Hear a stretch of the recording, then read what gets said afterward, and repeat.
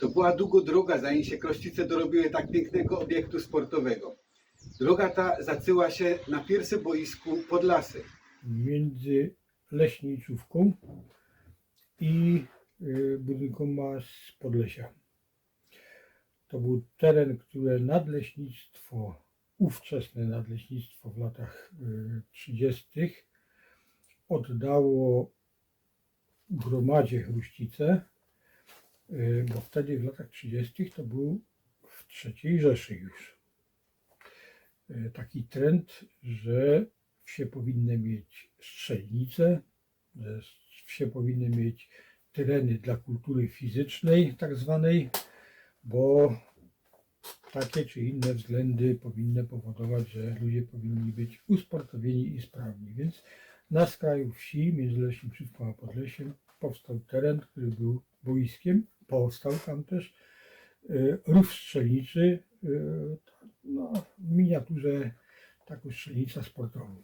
I ten rów jest praktycznie do dzisiaj. Rów jest do dnia dzisiejszego, natomiast boiska nie ma, rosną w tej chwili solidne drzewa na tym terenie. Od Kroszyc z tej strony to był ten przedtory, to było twardo, tak, upito. Takie dołki, górki małe, to jak deszcz padł, to da waren so gefitzen. Ja. A tam, od Kurki z tej strony, to za wioszek, ta zandwista była. A tak to ringsrum, zaraz tak jakieś 4-5 metrów, to już las był. A to była taka budka i to ten Adamiec kolebany, ten to zawsze piwo sięgnął, jak tak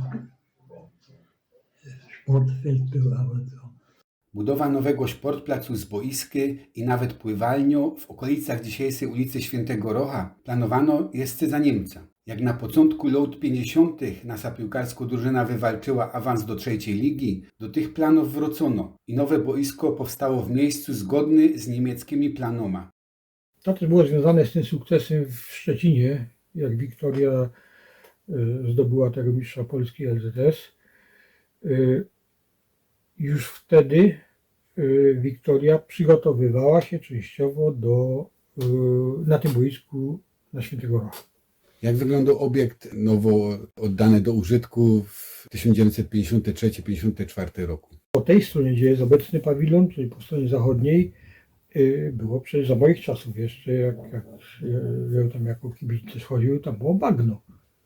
Tam też było wyrobisko, ale to było takie, że tam 20 cm wody, kępy trawy, wikliny i innych rzeczy, nie?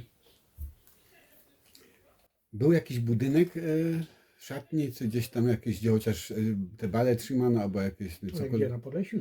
Nie, tutaj na Tu tym, była na początku drewie- zaraz. Jak... Tu była drewniana szatnia, którą zresztą sami wybudowali w czynie społeczny, szczególnie rodzina Mail.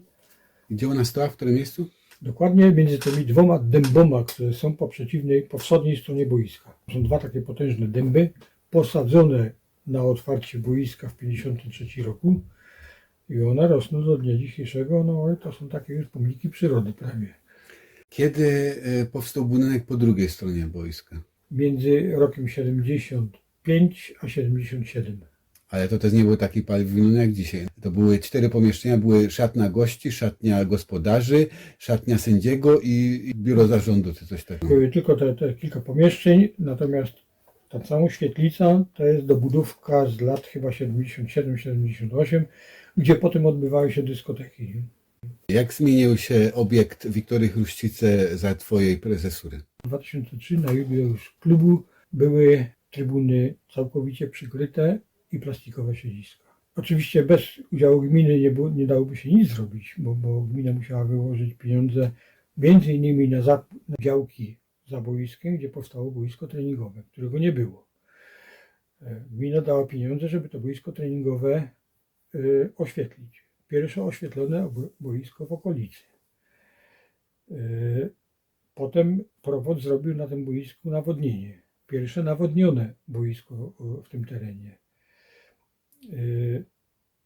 Potem był kort tenisowy, dodatkowy asfalt na tym korcie, scena do występów, remont pawilonu, rozbudowa tego pawilonu. Także w tym czasie, od roku 1996 do 2008, no, ten zakres inwestycyjny na boisku Wiktorii niesamowity.